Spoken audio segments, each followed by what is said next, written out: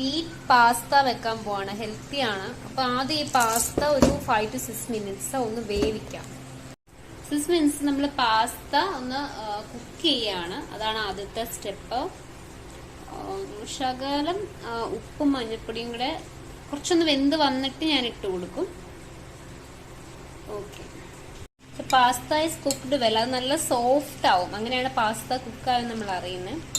അപ്പൊ അതിന്റെ ബാക്കി പ്രോസസ്സുകളൊക്കെ ഞാൻ ചെയ്യാനായിട്ടുള്ള ഒരുക്കത്തിലാണ്. നമ്മൾ ഈ തേങ്ങാപ്പാലിൽ കുറച്ച് കുക്ക്ഡ് ആയിട്ടുള്ള പംകിനും, അതായത് സ്റ്റീം ചെയ്ത പംകിനും ക്യാരറ്റിനും എല്ലാം കൂടെ നമ്മൾ ഈ തേങ്ങാപ്പാലിൽ ഒന്ന് അടിച്ചെടുക്കണം. കാഷ്യൂനട്ടും എല്ലാം ചേർത്ത്. അതാണ് അടുത്ത പ്രോസസ് എന്ന് പറയുന്നത്. ഇത് തേങ്ങാപ്പാല്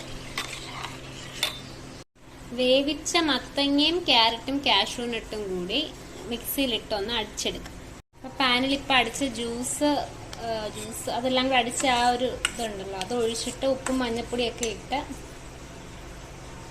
തേങ്ങാപ്പാലും കൂടെ ഒഴിച്ചു കൊടുക്കുക. നമ്മൾ കോൺഫ്ലോർ കുറച്ച് ഇട്ട് കൊടുത്തായിരുന്നു. ഇനി അടുത്തത് ഇറ്റാലിയൻ മിക്സ്ഡ് ഹെർബ്സും ഗാർലിക് പൗഡറും കൂടെ ഇട്ട് കൊടുക്കാൻ പോവാം.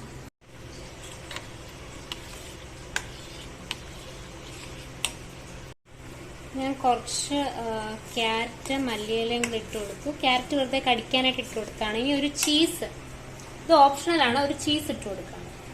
മത്തങ്ങയും ക്യാരറ്റും ഒക്കെ ഇട്ടിട്ട് കുറച്ച് എക്സ്ട്രാ സ്വീറ്റ് ആണ്. അപ്പൊ അതുകൊണ്ട് ഞാൻ ബാലൻസ് ആവാനായിട്ട് കുറച്ച് കുരുമുളക് ഒന്ന് ചതച്ചിട്ടിട്ടുണ്ട്.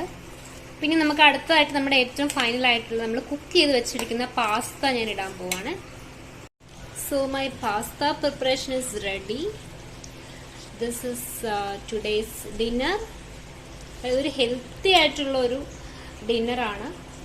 എല്ലാ വെജിറ്റബിൾസും പിന്നെ കാഷ്യൂനട്ടും കോക്കനട്ടും എല്ലാം ഉണ്ട്. പിന്നെ നമ്മുടെ റവ ഗോതമ്പ് പാസ്തയാണ്. അപ്പം പിന്നെ അതിനകത്ത് നമ്മൾ കുറച്ച് ഇറ്റാലിയൻ സീസണിങ്ങും ഗാർലിക് പൗഡറും ഒക്കെ മാത്രമാണ് ഇട്ടിരിക്കുന്നത്. കുട്ടികൾക്കും പ്രായമായവർക്കും എല്ലാവർക്കും പറ്റിയൊരു ഹെൽത്തി ഫുഡാണ് ഇന്നത്തെ പാസ്ത. മറ്റൊരു എപ്പിസോഡിൽ വീണ്ടും കാണാം. ബൈ.